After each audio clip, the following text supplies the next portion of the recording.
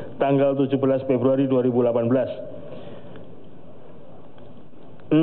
Berita acara penetapan partai politik peserta pemilu tahun 2019 nomor 22-L-01-1/BA-KPU-2 tanggal 17 Februari 2018 memutuskan menetapkan keputusan Komisi Pemilihan Umum tentang penetapan partai politik peserta pemilihan umum anggota Dewan Perwakilan Rakyat, Dewan Perwakilan Rakyat Daerah Provinsi, dan Dewan Perwakilan Rakyat Daerah Kabupaten Kota tahun 2019. Ke-1.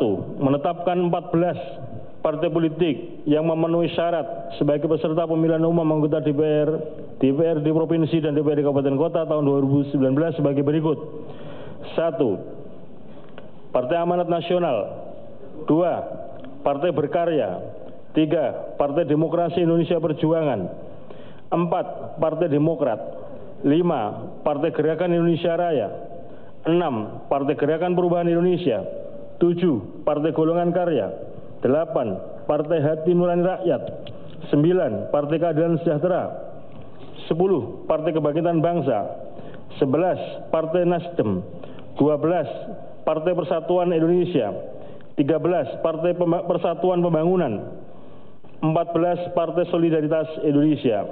Kedua, menetapkan 2 partai politik yang tidak memenuhi syarat sebagai peserta pemilihan umum anggota DPR, DPRD Provinsi, dan DPRD Kabupaten Kota tahun 2019 sebagai berikut.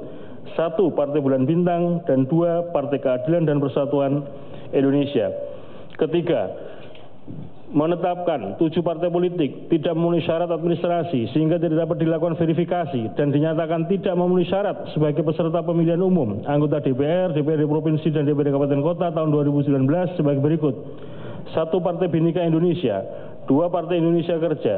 3. Partai Islam Damai Aman. 4. Partai Pengusaha dan Pekerja Indonesia. 5. Partai Rakyat. 6. Partai Republik. Dan 7. Partai Suara Rakyat Indonesia. Keempat, keputusan ini mulai berlaku pada tanggal ditetapkan. Ditetapkan di Jakarta pada tanggal 17 Februari 2018, Ketua Komisi Pemilihan Umum Republik Indonesia tertanda Arief Budiman.